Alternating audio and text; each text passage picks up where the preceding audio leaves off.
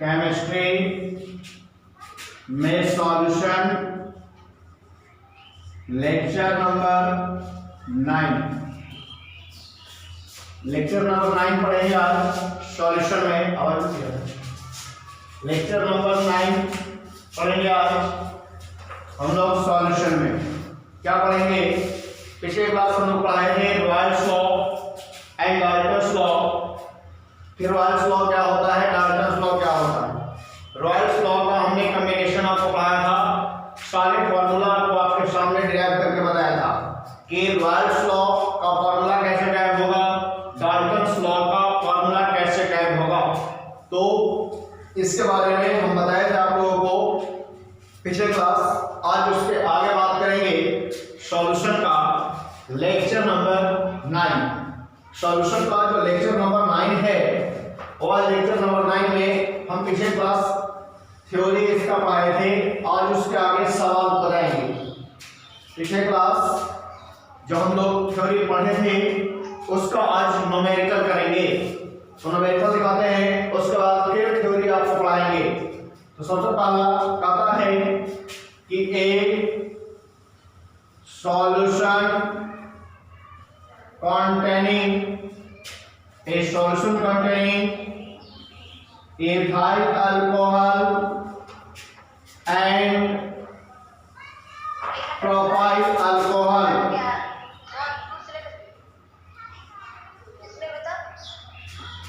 a solution containing ethyl alcohol and propyl alcohol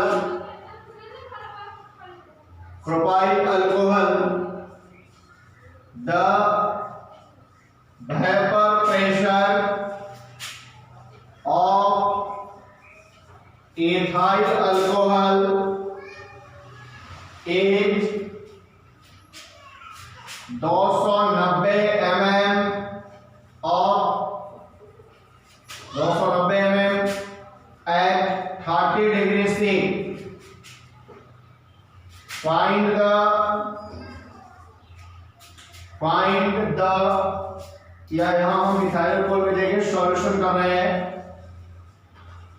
vapour pressure of solution is 290 ml of HCl at 30 degrees C. Find the vapor pressure of pure ethyl alcohol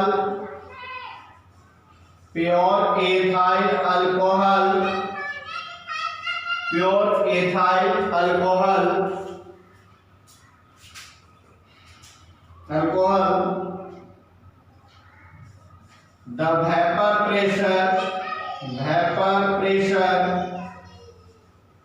of ethyl alcohol is 0.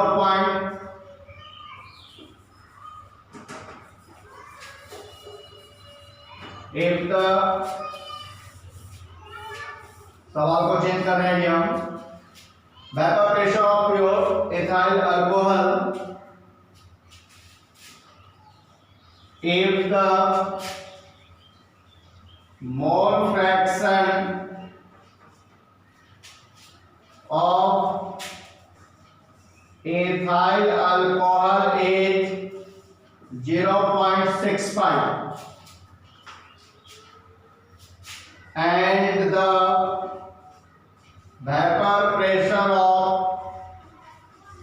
propyl alcohol is 210 mm at same temperature। यही सवाल है। सवाल जो लिखे हैं a solution containing ethyl alcohol and propyl alcohol, the vapor pressure of solution is 290 mm at 30 degrees C. Find the vapor pressure of pure ethyl alcohol if the mole fraction fraction of ethyl alcohol is 0.65 and the vapor pressure of propyl alcohol is 210 mm at same temperature। मतलब आपका किसका निकालना है? Vapour pressure ethyl alcohol का, वो भी pure term लगाया है आपको। प्योर टर्म से हमें कोई मतलब है नहीं, प्योर का करके आपको कंफ्यूजन में डाल रहा है, लेकिन प्योर से हमें कोई लेना देना नहीं है, और इथाइल अल्कोहल से लेना देना है। फिर कहता है कि यदि मोल फ्रैक्शन हमारा दिया हुआ है 0.65, मतलब मोल फ्रैक्शन हमें दिया गया है किसका? इथाइल अल्कोहल का। कितना? 0.65। और कहता है कि the vapour pressure of propyl alcohol, और प्रोपाइल अल्कोहल का वेपर प्रेशर दिया हुआ है ना, उसका मोल फ्रैक्शन नहीं दिया हुआ है। प्रोपाइल अल्कोहल का क्या दिया हुआ है? वेपर प्रेशर कितना टेम्परेचर पर? सेम टेम्परेचर पर, मतलब जो 30 डिग्री था उसी पर आपका vapour pressure of propyl alcohol दिया। देखिए हम लोग से दो चीज अननोन है, हमको दो पता नहीं है।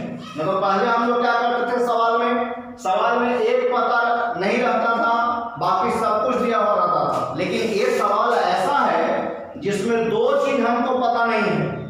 एक का मोल फ्रैक्शन अगर पता है तो वेपर प्रेशर निकालने का रहा है, अगर आपका एक का वेपर प्रेशर पता है तो उसका मोल फ्रैक्शन पता नहीं है। ये सवाल अजब ढंग का है, मतलब आपका समझ रहे होंगे कि सवाल इतना आसान है नहीं। जैसे रॉयल्स लॉ का यही तो एक अचीवमेंट है कि कोई एक चीज को छुपाता नहीं है, वो जब भी छुपाएगा तो आपसे दो चीज, लेकिन वो कहेगा जो समझिए उसका थ्योरी बहुत बड़ा ही कॉन्सेप्चुअल है। अब आइए थ्योरी से ही ये सवाल बनेगा, और थ्योरी वाला ही सवाल है रॉयल्स लॉ का। तो आपको हम पढ़ाए थे, ये सॉल्यूशन को पढ़िए आप। जो सॉल्यूशन बन रहा है वो दो सब्सटेंस से बन रहा है, एक इथाइल अल्कोहल और दूसरा प्रोपाइल अल्कोहल से। तो कहता है कि दोनों को मिलने के बाद उसका वेपर प्रेशर ऑफ सॉल्यूशन कितना है? 290 mm। तो कितना टेम्परेचर? 30 डिग्री सेल्सियस पर, यानी पीएस का वैल्यू कितना डिग्री सेल्सियस हो गया आपका? 30 डिग्री सेल्सियस पर पीएस का वैल्यू कितना? 290 mm vapour pressure of solution. चलिए आगे बढ़िए। Find the propyl, find the vapour pressure of pure ethyl alcohol. मतलब प्योर इथाइल अल्कोहल का आपको क्या निकालना है? Vapour pressure. वेरी सिंपल, निकल जाएगा। आगे बढ़िए। एक the mole fraction of ethyl alcohol, और इथाइल अल्कोहल का मोल फ्रैक्शन कितना है? 0.65, यानी आपका जो इथाइल अल्कोहल है उसका मोल फ्रैक्शन दिया हुआ है। आगे बढ़िए। And the vapour pressure of propyl alcohol. देखिए ये प्रोपाइल अल्कोहल का वेपर प्रेशर दिया लेकिन मोल फ्रैक्शन नहीं दिया है। वेरी सिंपल, आपको पता है कि mole fraction of solute plus mole fraction of solvent is equal to 1। तो किसी एक का अगर हमें मोल फ्रैक्शन पता है तो हम दूसरे का मोल फ्रैक्शन निकाल सकते हैं। वेरी सिंपल, क्या करेंगे? 1 माइनस जितना दिया हुआ है, तो जितना दिया हुआ है 1 माइनस कर देंगे 0.65 को, तो आ जाएगा 0.35। सवाल मेरा बन गया। देखिए कैसे बन गया, आप इसको छापिए पहले, फिर बात करते हैं। जल्दी लिखिए इसको पहले सवाल को।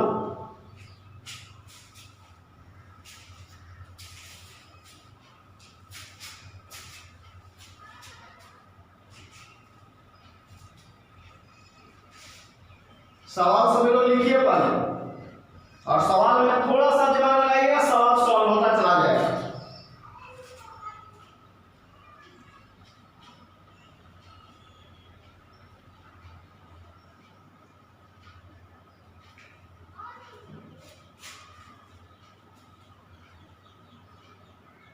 चलिए सवाल आप लोग लिख लिए होंगे।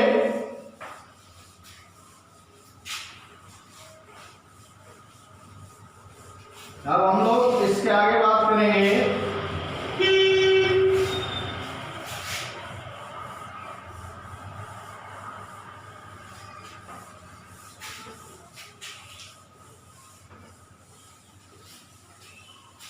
सवाल क्या लिखाए हैं हम? सबसे पहले हम कंटेनर बनाएंगे। सवाल देखिए यही है सवाल, आपका सवाल इतने से हो गया। सॉल्यूशन जो बन रहा है वो दो चीज से बन रहा है, एक इथाइल अल्कोहल का मिलने से, एक इथाइल अल्कोहल है AlC डॉट कर देंगे, और एक है प्रोपाइल अल्कोहल, जगह नहीं है इसलिए हम लोग AlC लेकर काम चलाएंगे। दोनों का फॉर्मूला आपको पता है, C3H7OH हो जाएगा और ये हो जाएगा CeTOH5OH। देखिए दो कार्बन को इथाइल, 5 हाइड्रोजन OH लो, यहां का लिख सकते हैं C3, 3 कार्बन को प्रोपाइल, H7OH मतलब प्रोपाइल अल्कोहल, ये इसका फॉर्मूला दिया गया है। आप देखिए ये दोनों मिलकर के एक सॉल्यूशन को तैयार कर रहा है, एक सॉल्यूशन तैयार हो रहा है, जिस सॉल्यूशन का वेपर प्रेशर आपको दिया गया है। कितना वेपर प्रेशर दिया गया है जी? 290 mm। अब देखिए सर टेम्परेचर का क्या काम है, आपके दिमाग में सवाल उठा होगा सर टेम्परेचर का क्या काम है। अरे बाबू वेपर प्रेशर दिया गया है तो बिना टेम्परेचर आप वेपर कैसे बना सकते हैं? विदाउट टेम्परेचर तो कोई भी लिक्विड या लिक्विड सब्सटेंस या कोई भी सब्सटेंस वेपोराइजेशन होगा नहीं, वेपर उसमें होगा ही नहीं विदाउट टेम्परेचर। तो टेम्परेचर दीजिएगा तभी ना होगा एट T = 30 डिग्री सेल्सियस। वो टेम्परेचर इसलिए दिया है कि वेपर प्रेशर कम हो रहा है इसके कारण। तो ये आपका मिल गया टेम्परेचर पर। आगे बढ़िए, अब कहता है सवाल में कि जो प्रोपाइल अल्कोहल है उसका वेपर प्रेशर आपको दिया गया है, यानी P0P। देखो बाबू लिख रहे हैं हम P0P का मतलब vapour pressure of propyl alcohol. जैसा आपको फॉर्मूला मालूम है HCl सॉल्यूट प्लस सॉल्वेंट, तो जो ज्यादा होगा वो सॉल्यूट सॉल्वेंट, जो कम होगा वो सॉल्यूट। तो जो ज्यादा अमाउंट में रहेगा वो सॉल्वेंट कहलाएगा और जो कम अमाउंट में रहेगा वो सॉल्यूट कहलाएगा। तो आगे बढ़िए, तो यहाँ P0P vapour pressure of propyl alcohol कितना दिया हुआ है वाला? 210 mm एट क्या? Same temperature. सवाल में सब कुछ हम लिखते जा रहे हैं। सेम टेम्परेचर पर P0P का वैल्यू कितना? 210। चलिए अब प्रोपाइल अल्कोहल वाले पर आइए। इसका मोल फ्रैक्शन हमें पता नहीं है, यानी XP पता नहीं है, मोल फ्रैक्शन ऑफ प्रोपाइल अल्कोहल। तो ये हमको निकालना है, कुछ नहीं करेंगे, 1 - 1 मोल fraction of solute plus mole fraction of solvent का वैल्यू 1। तो किसी एक कंपोनेंट हमें दिया हुआ है और एक कंपोनेंट हमको जानकारी है, तो जो दिया हुआ है उसको माइनस कर देंगे, तो 0.65। अब आपको निकल गया 0.35 आ गया। चलिए ये मोल फ्रैक्शन XP निकल गया। यहां देखिए आप इथाइल अल्कोहल पर काम कर रहे हैं, इसका P0E मतलब vapour pressure of ethyl alcohol हमें निकालना है, तो इसको हम मान लेंगे, ये हमको निकालना पड़ेगा। लेकिन इसका मोल फ्रैक्शन हमें दिया हुआ है XE दिया हुआ है, मोल फ्रैक्शन ऑफ इथाइल अल्कोहल कितना दिया हुआ है सवाल को पढ़िए। देखिए 0.65 सवाल को हम लोग बना लेंगे, लिखेंगे as we not at PS equal to पीछे का पढ़ा थे XA mole fraction of pure liquid A और P0A vapour pressure of pure liquid A plus XB mole fraction of pure liquid B जिसको सॉल्यूट माने थे आप, और P0B vapour pressure of pure liquid B जो सॉल्यूट माने थे। आप याद कीजिए पिछले क्लास पढ़ाए थे आपको। तो अब क्या लिखेंगे PS वेपर प्रेशर ऑफ समझ रहे लीजिए। अब जो जो हमको कंपोनेंट दिया है उसी का सब्सटेंस हम लिख लेते हैं। XA XA की जगह XE मतलब मोल फ्रैक्शन ऑफ इथाइल अल्कोहल, और P0E मतलब क्या लिख सकते हैं, A की जगह इथाइल अल्कोहल प्लस PX आपका P और इनटू P0P। देखिए मोल फ्रैक्शन ऑफ प्रोपाइल अल्कोहल यहां क्या लिखेंगे, vapour pressure of propyl alcohol, ये आपका बन गया। अब इसके बाद हम क्या लिखेंगे, इसमें वैल्यू बैठाइए, जो जो दिया उसको बैठाइए। क्या लिखते हैं 290 इक्वल टू XE मतलब मोल फ्रैक्शन इसका दिया हुआ है, तो 0.65 into P0E vapour pressure of ethyl alcohol plus XP, XP हमें पता हो गया 0.35 इंटू क्या लिखेंगे पी नॉट पी, तो पी नॉट पी कितना है 210। ये हमने आपको लिख दिया। अब आप इसको सॉल्व कर सकते हैं, आसानी से सॉल्व कर लीजिए इसको आप क्या लिखिएगा, इसके बाद 290 equal to 0.65 into P nought P plus यहां हो गया आपका 0.35 इंटू 210। इसको आप सॉल्व कर लीजिए। पी नॉट पी का वैल्यू आपको निकालना है। क्या यह नहीं निकलेगा, गुणा भाग करेंगे तो आसानी से निकल जाएगा। आप सवाल लिखिए पहले, अब इसका सॉल्यूशन लिख लीजिए।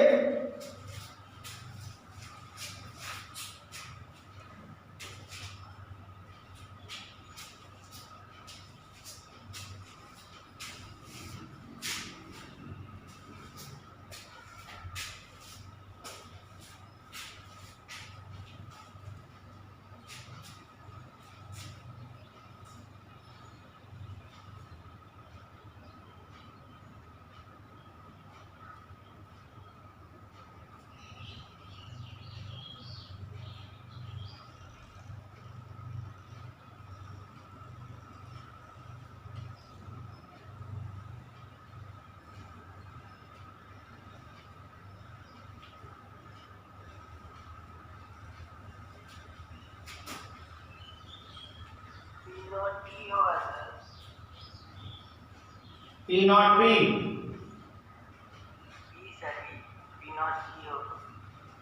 कहाँ रे लास्ट में बोला कि देना सर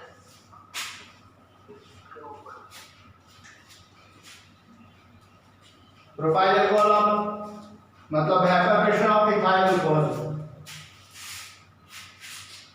लिखिए।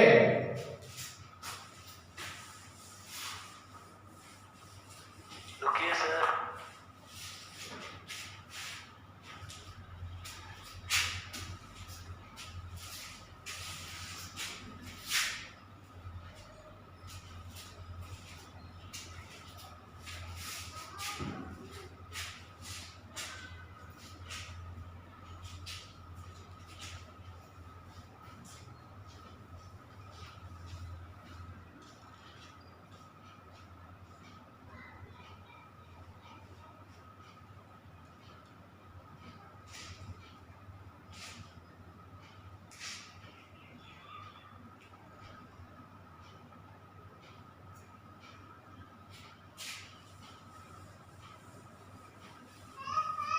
हो गया मिटा इसको। अब देखो इसके बाद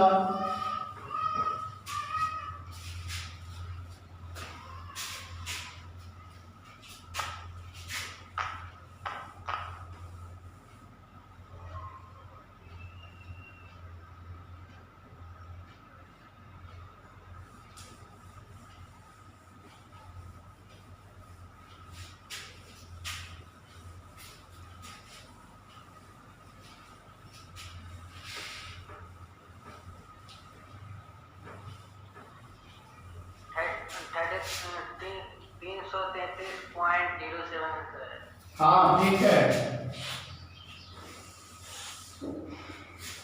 ऑप्शन हम लिख दे रहे हैं, सभी बच्चे को आसान हो जाएगा। क्वेश्चन के नीचे ऑप्शन लिखिएगा आप लोग। 333.270 वेपर प्रेशर का कोई लिक्विड नहीं, यूनिट नहीं होगा, याद रखना है। 33.3270 ऑप्शन सी है 333.70। ऑप्शन डी है नन। और आंसर इसी में से कुछ होगा आपका। अब सॉल्व करेंगे, गुणा भाग सिर्फ करना है, बस गुणा भाग आप लोग घर पे करते रहिए, आंसर आ जाएगा। एक सवाल हम और लिखते हैं आप लोग के लिए, घर पर बना लीजिएगा। ऑप्शन लिख लीजिए सब लोग जल्दी। चलिए अब हम पॉइंट के बाद 0 अच्छा चलिए 0 और ये 7 आप लोग का गुना भाग में मिस्टेक है, आप लोग घर पर आंसर मिलाइएगा, आंसर मिल जाएगा 0.720 आंसर, मतलब पॉइंट के बाद जो आपका 72 आंसर है, मतलब 333.720। चलिए हम बात करते हैं। 10 से बना है। अच्छा आंसर करिए, देखिए गुना भाग करिए। चलिए ठीक है, आगे बढ़िए, अगला सवाल लिख रहे हैं हम। अगला सवाल देखिए आप लोग के लिए है, घर पे इसको बनाइएगा। आता है ए solution containing formic acid and acetic acid, दोनों का फॉर्मूला आपको पता है। The vapour pressure of solution is 280 mm of 280 mm at 40 degree C. Find the vapor pressure of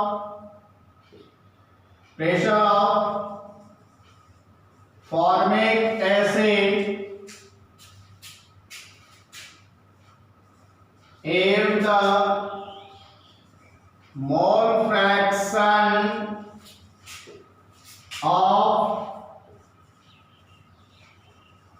formic acid is 0.75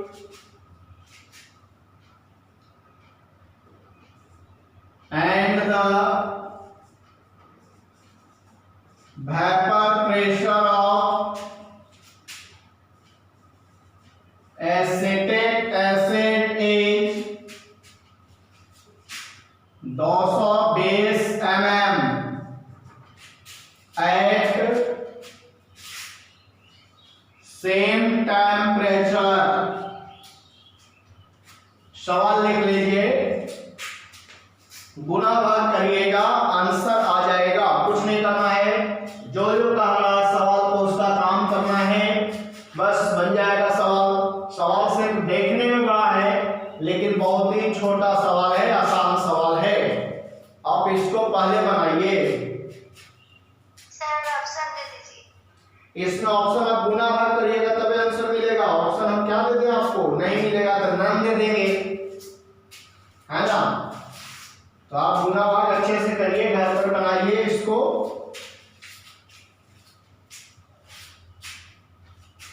जल्दी लिखिए। टेम्परेचर का तो कोई होता ही नहीं सॉल्यूशन में। बोले सर यहाँ टेम्परेचर का तो कोई काम ही नहीं है। हाँ तो ये चीज देखो ना, ऊपर देखो क्या लिखा हुआ है, वेपर प्रेशर है ना, यूज। Vapour pressure. हाँ, अगर तुम टेम्परेचर का डिस्कशन नहीं करोगे क्वेश्चन में तो कैसे वेपर बनाएगा।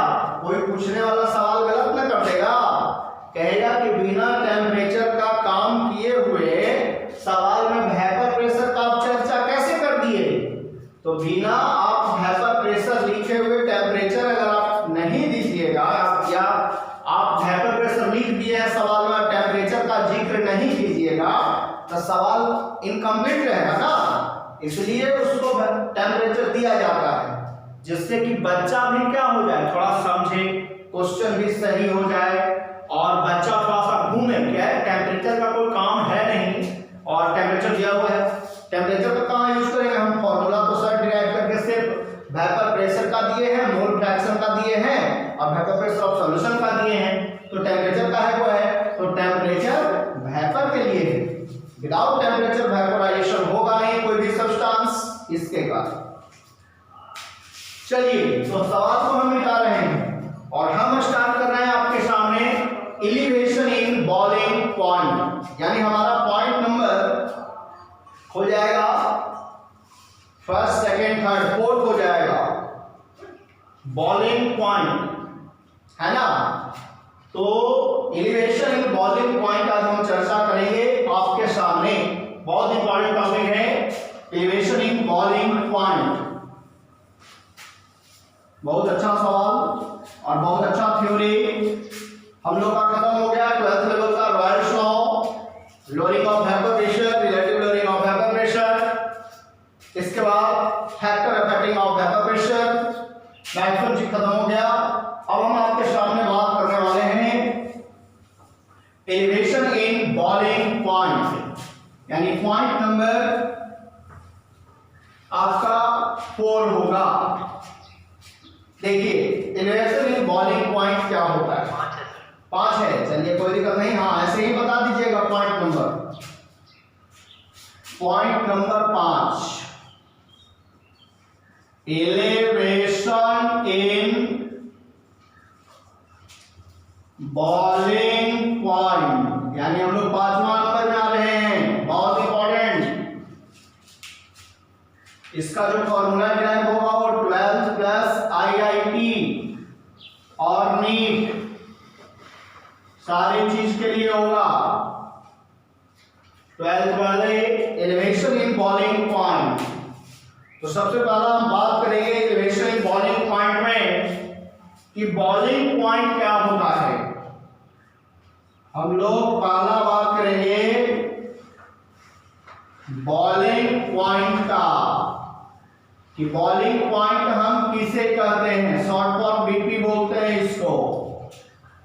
बॉलिंग पॉइंट क्या होता है ये सब लोग जानता है कि बॉलिंग पॉइंट होता क्या। जैसे मान लो कि हम लिक्विड को हीट करेंगे तो ये लिक्विड हमारा कहां जाएगा,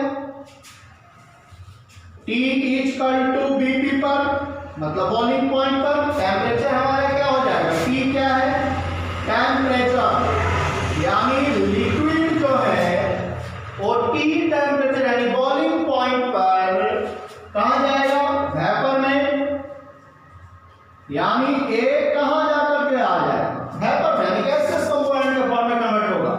तो कहता है कि लिक्विड कन्वर्ट इनटू वेपर, यानी किसी भी टेम्परेचर पर अगर आपका लिक्विड बॉयल करने लगता है और बॉयल करने के बाद वो एक एक्सटर्नल प्रेशर के बराबर होता है। एक्सटर्नल प्रेशर का मतलब क्या, कि जैसे आप ऐसे समझिए इस चीज को, पानी को आप गर्म करते हैं गैस पर, गैस को आप जलाते हैं, जलाने के बाद पानी कुछ देर बाद बॉयल होना स्टार्ट होता है, उसमें से वेपर निकलना स्टार्ट होता है। आप देखोगे कि जो वेपर निकलता है वो वेपर आखिरकार जाता कहां है, तो वेपर ऊपर क्यों उड़ता है, जाता है ऊपर क्यों, तो ऊपर जाने के बाद आपने क्या किया, जो आपका लिक्विड हीट हो रहा था, पानी हीट हो रहा था, वो वेपर बनकर के कंटेनर से बाहर भाग रहा था। आपने एक दिमाग लगा दिया, उधर से आया पानी, जो वेपर बन रहा था उसके ऊपर एक ढक्कन लगा दिया। क्या लगा दिया, ढक्कन। ढक्कन समझ गए हो ना, तुम लोग को नहीं कह रहे हैं ढक्कन, लेकिन एक ढक्कन लगा दिया। ढक्कन समझते हो ना, पानी वाला जो गर्म कर दो, या थाली लगा दो या कोई भी एक्स्ट्रा बर्तन उसमें लगा दो, लगा दिया। तो जैसे ही पानी गर्म हो रहा है उसके ऊपर आपने क्या किया, एक ढक्कन लगा दिया। तो ढक्कन लगाए इसका मतलब आप एक एक्स्ट्रा प्रेशर लगा रहे हैं, एक्सटर्नल प्रेशर लगा रहे हैं। किसके ऊपर, वाटर वेपर के ऊपर। जो लिक्विड को आप हीट कर रहे थे बाबू, उसके ऊपर आपने क्या किया, आपका वेपर बाहर उड़ के जा रहा था, आपने क्या किया, ऊपर से रख दिया एक थाली या कुछ दूसरा बर्तन। तो जो बर्तन रखा वो बर्तन एक्सटर्नल प्रेशर कहलाता है। एक्सटर्नल प्रेशर का मतलब बाहरी प्रेशर आपने लगाया, किसके ऊपर, लिक्विड वेपोराइजेशन के ऊपर। तो आप देखिएगा कि आपके जितने सारे लिक्विड मॉलिक्यूल से वेपर बन रहा होगा, वह वेपर जो बाहर से एक्सटर्नल प्रेशर आप लगाए थे उसके बराबर होगा। तो हम लिखेंगे कि temperature at which vapor pressure of liquid becomes equal to external pressure is called boiling point। फिर से सुनिए कितना बढ़िया डेफिनेशन बना है कि आपने क्या किया, हम लोग बहुत अच्छी भाषा में पहले समझे कि लिक्विड को हम हीट करते हैं, उससे वेपर निकलता है, जो वेपर निकलता है वो बाहर चला जाता है, लेकिन हमको प्रैक्टिकली करना है कि आखिर बॉइलिंग पॉइंट का हमें एक्सटर्नल प्रेशर के बराबर करना है। तो कुछ नहीं करना है, very simple logic, very simple है। क्या लॉजिक है, आप क्या किए, बर्तन को बाहर से ढक्कन लाए, कोई भी थाली कुछ भी आप लाए चौड़ा, उसको ला करके जो कंटेनर गर्म हो रहा था जिससे वेपर बन रहा था उसके ऊपर ला के आपने रख दिया। तो इससे जितना वेपोराइजेशन हो रहा होगा, जितना इसका बॉइलिंग पॉइंट हो रहा होगा सॉल्वेंट मॉलिक्यूल का यानी लिक्विड मॉलिक्यूल का, वो सारा कहां इक्वल हो जाएगा, एक्सटर्नल प्रेशर का जो आपने इसको लगाया इसके बराबर हो जाएगा।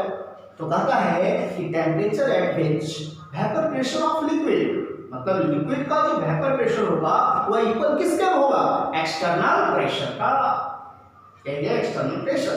तो अब देखिए आपके सामने हमें कंटेनर बनाना है, मान लो आपने लिया H2O, पूरी तरीके से इसमें आपने H2O ले लिया, भर लिया H2O से भर लिया।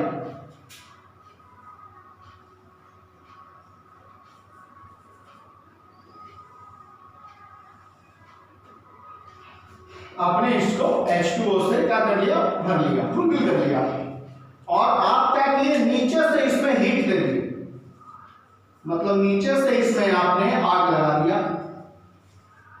हीट कर दिया। ऐसे ही जैसे हम बनाते हैं वैसे बनाना है, हीट कर दिया आप इसको। हीट करने के बाद इससे जितने सारे जो वेपोराइजेशन होंगे, जो वेपर बनेंगे, वो किसके बराबर होगा, ये सब तो अभी आप एक्सटर्नल प्रेशर जब तक नहीं लगाए थे, ये सारा लिक्विड बाहर भाग रहा था, कंटेनर से बाहर निकल जा रहा था, है ना, तो इनवर्स में चला जा रहा था आपका वेपर। लेकिन आपने क्या किया, कलाकारी किया, उधर से आया, किचन में गया, एक इसमें एक्सटर्नल प्रेशर लगा। ये कैसा प्रेशर है, एक्सटर्नल प्रेशर। कैसा प्रेशर, एक्सटर्नल प्रेशर, जिसको हम शॉर्ट फॉर्म कहते हैं ईपी।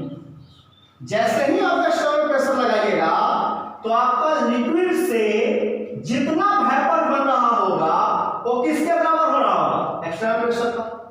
तो कोई भी liquid at A time vapour में कन्वर्ट नहीं होगा, कुछ देर बाद, कुछ टाइम बाद देखेंगे आप कि आपका हीट देते रहिएगा, तो हीट देते देते आपने देखा कि मेरा जो लिक्विड था, जो सॉल्वेंट मॉलिक्यूल था, यानी जो लिक्विड था,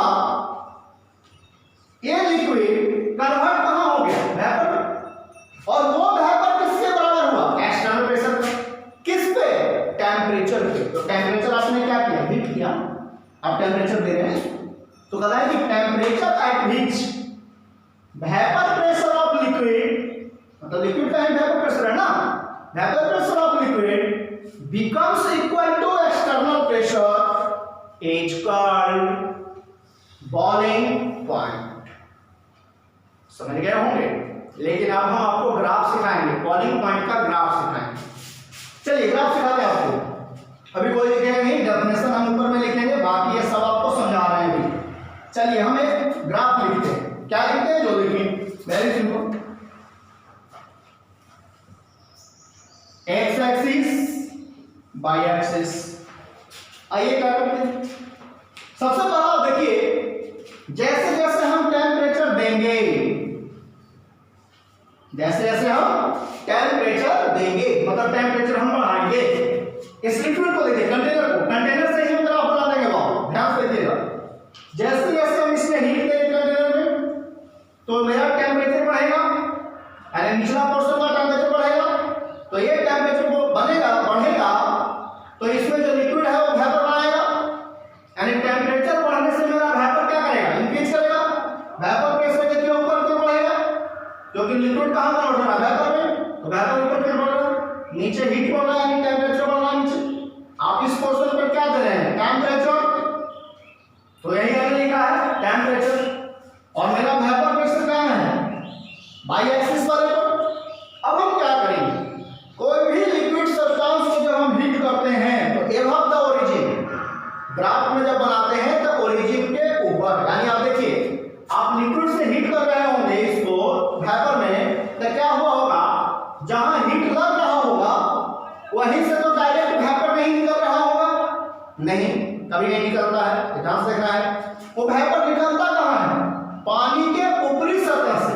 जैसे आप एक सस्पेन पानी हीट कर रहे हैं तो आप देखे होंगे कि नीचे वाले पोर्शन पर हीट लगता है सस्पेन में, लेकिन उसका जो वेपर बनने लगता है तो ऊपर वाले सतह से, पानी के ऊपरी सतह से वेपर निकलना स्टार्ट होता है। आप देखिएगा, घर पर प्रैक्टिस कीजिएगा, तो धीरे धीरे वेपर में ना कन्वर्ट, लिक्विड कन्वर्ट कहां होगा, वेपर में। यानी जो मेरा वेपर, प्योर लिक्विड का जो वेपर होगा वो ओरिजिन से एबव होगा, ओरिजिन के पास से वेपर नहीं बनता है, एबव द ओरिजिन, मतलब ओरिजिन से ऊपर।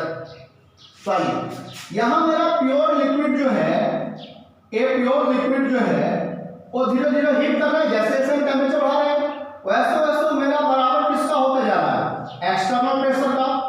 तो यही है मेरा एक्सटर्नल प्रेशर ईपी,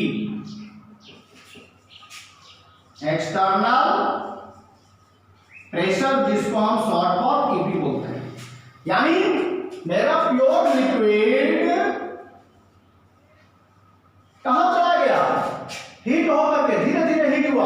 तो देखिए तो मेरा प्योर लिक्विड धीरे धीरे हीट हो रहा है, तो हीट होने के बाद वो कहां जाता है, वेपर में ना। तो देखिए धीरे धीरे कहां जा रहा है, वेपर में, वेपर में चला गया। वेपर में जैसे ही गया तो बराबर किसका हो गया, जो आप ऊपर से एक्सटर्नल प्रेशर लगाए हुए थे उसका। यानी जहां पे एक्सटर्नल प्रेशर के बराबर होगा, जहां पे एक्सटर्नल प्रेशर के बराबर होगा मेरा प्योर लिक्विड का वेपर प्रेशर, तब वह कहलाएगा vapour pressure of pure solvent या boiling point of pure solvent. कैसे सुनिए मेरी बात को, प्योर लिक्विड का वेपर प्रेशर इक्वल किसका होगा, एक्सटर्नल प्रेशर का। तो जिस पॉइंट पर इक्वल होगा वहां पे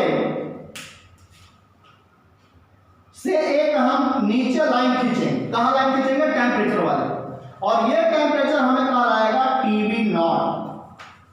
ये क्या कहलाएगा, टीवी नॉट। डिस्कनेक्ट हो गया था। इसके बाद देखिए प्योर लिक्विड, आप देखते हैं कि जैसे जैसे प्योर लिक्विड को हीट करते हैं वो कहां जाना स्टार्ट होता है, वेपर में। तो जैसे प्योर लिक्विड वेपर में जाना स्टार्ट हुआ तो वेपर प्रेशर बराबर किसका होगा, एक्सटर्नल प्रेशर का। तो एक्सटर्नल प्रेशर के जैसे ही बराबर होगा जिस पॉइंट से, वहां से एक लाइन हम खींचेंगे और वो लाइन मेरा टीवी नॉट का है। टीवी नॉट को हम लोग बोलते हैं boiling point of pure solvent या प्योर लिक्विड। टीवी नॉट मेरा क्या है, यहां लिखेंगे where TV naught equal to boiling point को short form repeat, boiling point of pure liquid या सॉल्वेंट। लिक्विड को क्या लिखते हैं, सॉल्वेंट लिखते हैं हम लोग। तो आप इसको क्या करें, सबसे पहला हम डेफिनेशन लिखते हैं आपके सामने, लिखते हैं कि temperature at which vapour pressure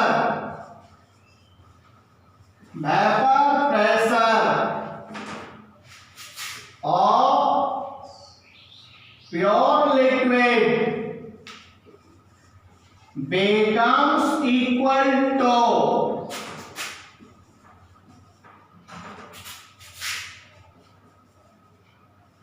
external pressure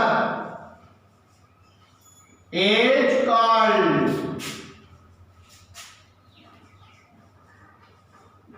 boiling point.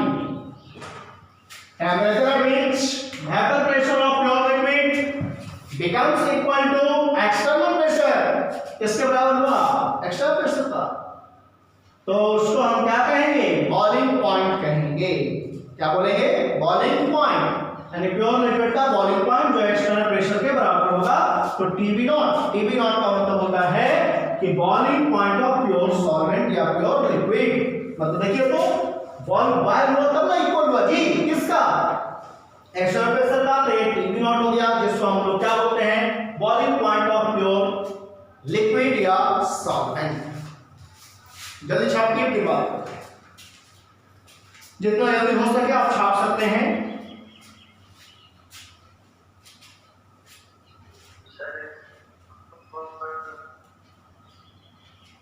क्या हुआ बोलिए?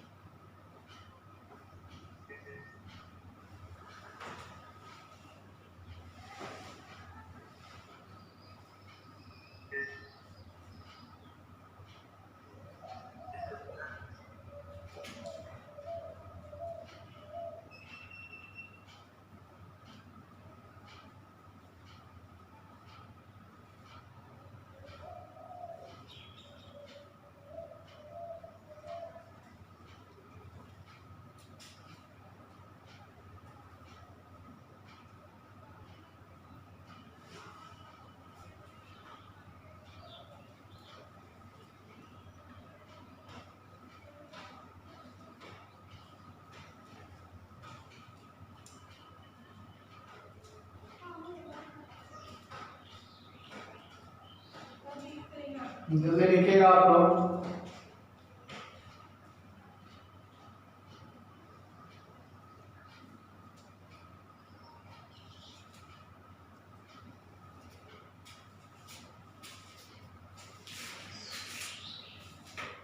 मिटा सकते हैं इसको हम लोग।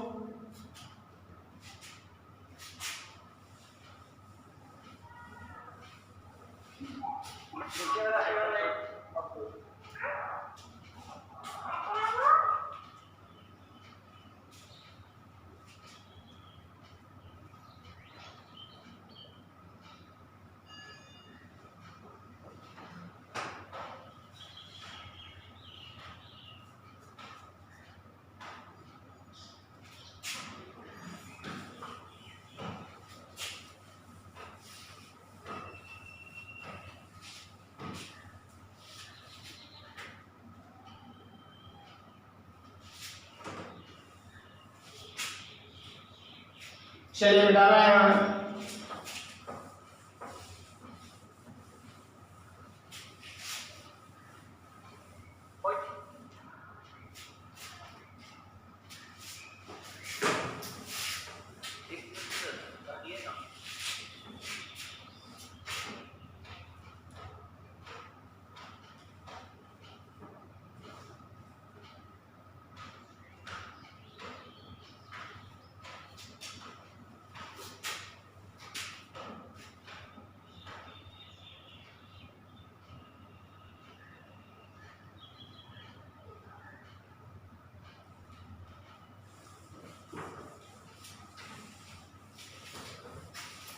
देखिए एक और डेफिनेशन हम बॉइलिंग पॉइंट का लिखने जा रहे हैं, ध्यान से आप लोग देखिएगा।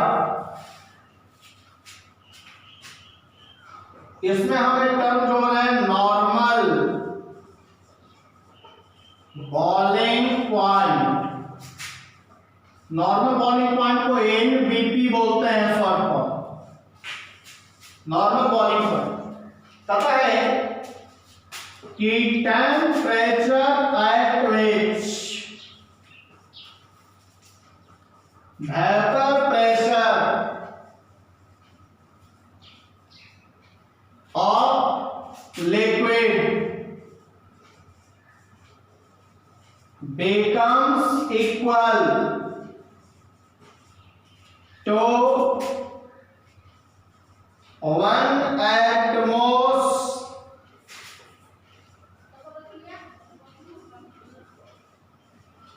very temperature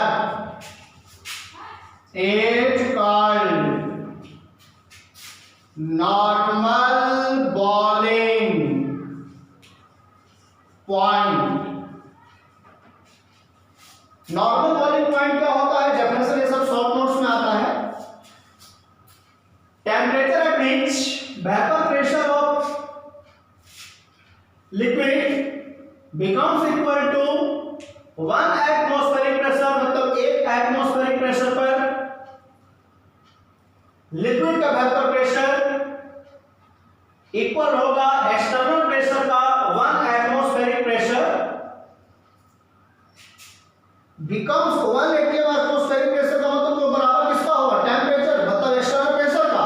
एक्सटर्नल प्रेशर यहां हमने लिखे 1 एटमॉस्फेरिक प्रेशर लिख दिए is called normal boiling point. और उसको हम लोग क्या कहते हैं नॉर्मल बॉइलिंग पॉइंट कहते हैं। कहता है कि temperature with vapour pressure of liquid becomes equal to 1 atmospheric pressure is called normal boiling point. मतलब 1 एटमॉस्फेरिक प्रेशर का इक्वल होगा तो नॉर्मल बॉइलिंग पॉइंट कहलाएगा। बस यही लिखना है इसमें लिखिए।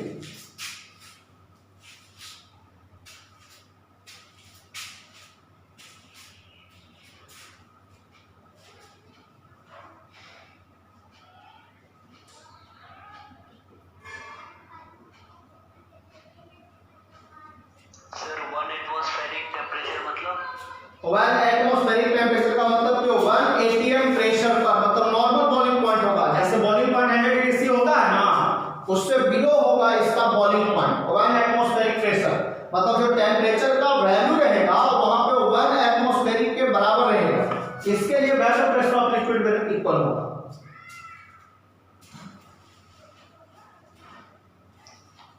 एटमॉस्फेरिक का मतलब जो एटीएम का फुल फॉर्म है एटमॉस्फेरिक प्रेशर लेकिन वहां प्रेशर का वैल्यू कितना है एटीएम के बराबर 1 एटीएम के बराबर।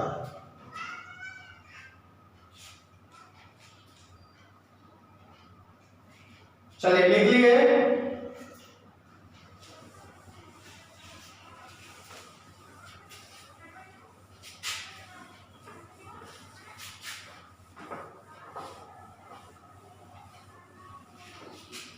देखिए इसके बाद हम लोग बात करते हैं factor affecting boiling point. Factor affecting boiling point. आइए फैक्टर अफेक्टिंग बॉइलिंग पॉइंट क्या होता है इसके बारे में हम लोग जानेंगे। तो पहला हम लिखेंगे इफेक्ट ऑफ एक्सटर्नल प्रेशर। पहला इफेक्ट हम लोग देखने जा रहे हैं एक्सटर्नल प्रेशर का। देखिए बहुत आसान है बहुत इंपॉर्टेंट चीज भी है। सबसे पहला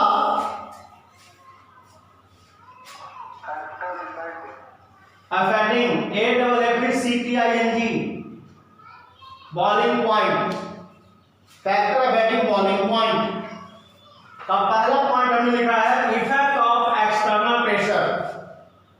मतलब एक्सटर्नल प्रेशर का पहला इफेक्ट क्या होगा इसके बारे में हम बात करेंगे आपके सामने। एक्सटर्नल प्रेशर अभी बताया आपको कि एक्सटर्नल प्रेशर क्या होता है। आप क्या करते हैं कि कोई भी लिक्विड सब्सटेंस को हीट करते हैं तो उससे वेपर बनता है और वेपर बनने के बाद वो वेपर यूनिवर्स में चला जाता है।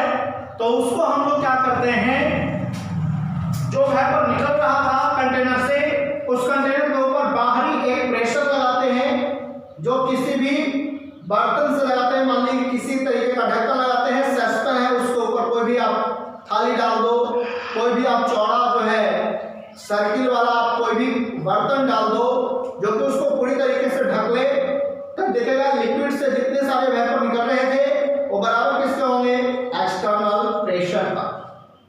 चलिए तो सबसे पहला बात करते हैं आप मोमो देखे होंगे जो मोमोज का दुकान लगाता है ठेला पे उसको आप लोग देखे होंगे।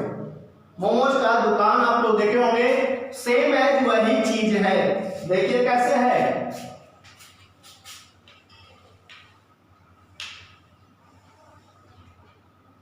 हमने क्या किया इसमें आग लगा दिया मतलब कंटेनर में हीट देंगे यहां से कंटेनर को। इसके अंदर मान लो कि हमने सॉल्वेंट रखा H2O पूरी तरीके से इसको सॉल्वेंट को भर दिया। अब आप क्या करिएगा जैसे ही सॉल्वेंट को यानी इस कंटेनर को हीट करिएगा तो इस कंटेनर में जो रखा हुआ सॉल्वेंट है वो हीट होकर के क्या बनेगा वेपर बनना स्टार्ट होगा। तो मेरा वेपर बन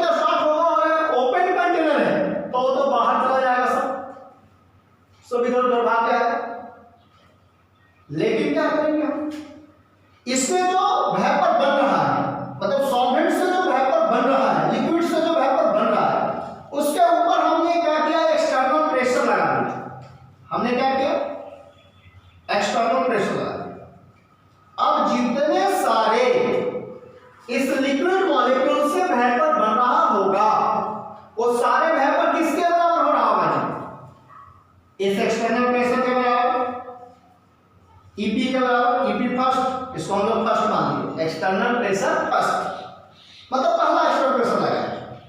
फिर हमने क्या किया कि जो एक्सटर्नल प्रेशर लगाए उसके ऊपर हमने फिर सॉल्वेंट ही डाला, H2O ही डाला, और फिर H2O डालने के बाद हम हीट कंटिन्यू देते जा रहे हैं। हीट में हम चेंजिंग नहीं कर रहे हैं, मतलब हीट में हम कभी भी कम नहीं कर रहे हैं, हीट हम देते जा रहे हैं। तो जितना हीट देंगे बाबू उतना ही में मेरा कंटेनर गर्म होगा जी, यानी हमारा टेम्परेचर बढ़ता चला जाएगा।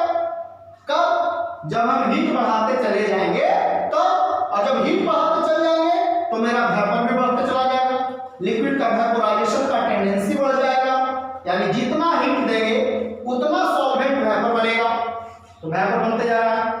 हमने क्या किया, फिर एक कंटेनर में ले करके उसमें भी पानी ले करके उसी के ऊपर रख दिया, तो जो रखा था उसी पोर्शन से क्या बन जाएगा हमारा, एक बन जाएगा सॉल्वेंट मॉलिक्यूल का एक्सटर्नल प्रेशर। इसका पहला एक्सटर्नल प्रेशर बन गया, इसमें दूसरा एक्सटर्नल प्रेशर बन गया, यानी AEP मेरा सेकंड हो गया, एक्सटर्नल प्रेशर सेकंड हो गया मेरा ये।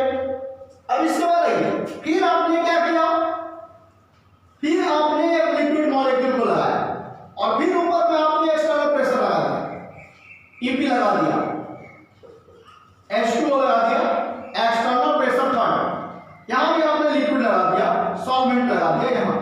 तो आप देखिएगा, आप पूछेंगे सर तीनों लिक्विड अलग अलग है क्या, नहीं, तीनों लिक्विड अलग अलग नहीं है, सब एक ही लिक्विड है, वाटर मॉलिक्यूल सब है बाबू। आप देखते होंगे जो मोमोज रखता है वो सब मोमोज का कंटेनर एक दूसरे कंटेनर के ऊपर रखता है कि नहीं, तब पहले वाले कंटेनर का एक्सटर्नल प्रेशर दूसरे वाले कंटेनर का निचला पोर्शन बन गया, फिर दूसरे वाले कंटेनर के ऊपर तीसरा वाला जो पोर्शन रखा उसका निचला पोर्शन एक्सटर्नल प्रेशर बन गया, और उसके ऊपर देखते होंगे कि एक ढक्कन रख देता है, लेकिन उसमें सभी में मोमोज अलग अलग रखता है, लेकिन हम सॉल्वेंट सब में सेम रखें। एक में चाइनीज मोमो रखता है, एक में वेज रखता है, एक में नॉन वेज रखता है, समझ आए ना बात, आप लोग देखो ना मोमोज का दुकान पर, तो उसी तरीके से यहाँ रखा है, यानी पहले वाले जो मोमोज का कंटेनर था उसका दूसरे वाले कंटेनर का एक्सटर्नल प्रेशर बन गया निचली सतह, फिर उसके ऊपर रखा तो निचली सतह, फिर उसके ऊपर रखा तो उसका निचली सतह, फिर उसके ऊपर एक ढक्कन रख दिया, तो उसी तरीके से हमने ढक्कन रख दिया। पहला एक्सटर्नल प्रेशर रखा, इसको हीट किया तो ये बराबर किसका एक्सटर्नल प्रेशर था, फिर इस लिक्विड मॉलिक्यूल को हीट किया तो ये बराबर किसका एक्सटर्नल प्रेशर का वेपर प्रेशर इसका हो जाएगा, फिर इसको हीट किया तो ये बराबर किसका हो जाएगा, एक्सटर्नल प्रेशर का बराबर हो जाएगा। अब एक समय आप देख रहे हैं कि जैसे जैसे आप लिक्विड मॉलिक्यूल को हीट कर रहे हैं वो बराबर किसका होता चला जा रहा है, एक्सटर्नल प्रेशर का, EP के बराबर होते चला जा रहा है, एक्सटर्नल प्रेशर के बराबर होते जा रहा है। तो जैसे जैसे एक्सटर्नल प्रेशर का बराबर होगा मेरा लिक्विड मॉलिक्यूल का वेपर प्रेशर यानी बॉइलिंग पॉइंट भी इंक्रीज करेगा। क्या इंक्रीज करेगा, बॉइलिंग पॉइंट। तो हम लिखेंगे क्या, एक ग्राफ के माध्यम से आपको समझाएंगे कि जैसे जैसे हम, यहां मेरा टेम्परेचर है यानी एक्स एक्सिस, यहां मेरा वाई एक्सिस है, तो हम क्या करेंगे कि जैसे जैसे प्योर लिक्विड को हीट करेंगे तो मेरा पहला एक्सटर्नल प्रेशर यहाँ है, यानी पहला एक्सटर्नल प्रेशर के बराबर हो गया EP फर्स्ट, यानी प्योर लिक्विड मेरा, प्योर लिक्विड को हीट किए तो एक्सटर्नल प्रेशर के बराबर, तो जहां एक्सटर्नल प्रेशर के बराबर हुआ वहां से फिर एक हम क्या खींचेंगे, एक लाइन खींचेंगे, तो इसको हम लिखेंगे PV नॉट। इस पे हम टेम्परेचर मान रहे हैं 80 डिग्री सेल्सियस, इसका टेम्परेचर हमने क्या माना, 80 डिग्री सेल्सियस।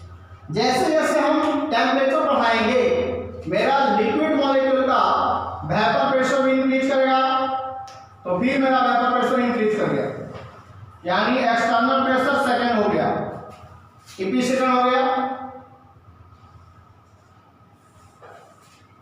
चलिए फिर आपने क्या किया, जहां पे इक्वल हो वहां से फिर एक लाइन खींचिए आप, ग्राफ थोड़ा तिरछा हो गया लगता है।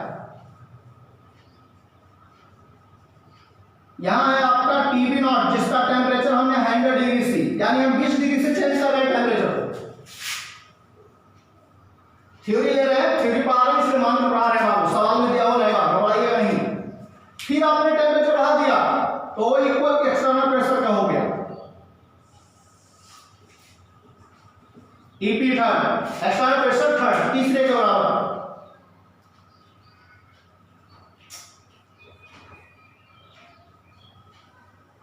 यहां लिखेंगे टीबी नॉट 120 डिग्री, यानी जैसे जैसे आप टेम्परेचर बढ़ाइएगा आपका boiling point of solvent molecule भी इंक्रीज करेगा, मतलब सॉल्वेंट मॉलिक्यूल का बॉइलिंग पॉइंट भी इंक्रीज करेगा। तो हम लिखेंगे एट द एक्सटर्नल प्रेशर, यानी हम लिख सकते हैं external pressure is directly proportional to boiling point. जल्दी लिखिएगा आप लोग, एक्सटर्नल प्रेशर बराबर की डायरेक्टली प्रोपोर्शनल किसका है, बॉइलिंग पॉइंट का, यानी हम बोलेंगे external pressure is directly proportional to boiling point. तो जैसे जैसे हम एक्सटर्नल प्रेशर बढ़ाएंगे मेरा लिक्विड मॉलिक्यूल का बॉइलिंग पॉइंट भी इंक्रीज करेगा, याद रखना है, लेकिन टेम्परेचर भी बढ़ाना पड़ेगा। टेम्परेचर हम हमेशा देता रहेगा, टेम्परेचर हमने देता रहा इसको, मेरा प्योर लिक्विड बढ़ते चला गया कहां, एक्सटर्नल प्रेशर के बराबर। तो आप जल्दी छापिए, फिर हम एक लाइन आपको लिखवाएंगे, at the external pressure increases boiling point of liquid increases, मतलब एक्सटर्नल प्रेशर इंक्रीज होगा तो बॉइलिंग पॉइंट भी इंक्रीज होगा लिक्विड का। जल्दी लिखिए इसको, इसके बाद एक लाइन हम आपको नोट में जरूर लिखवा देंगे। जल्दी, एज द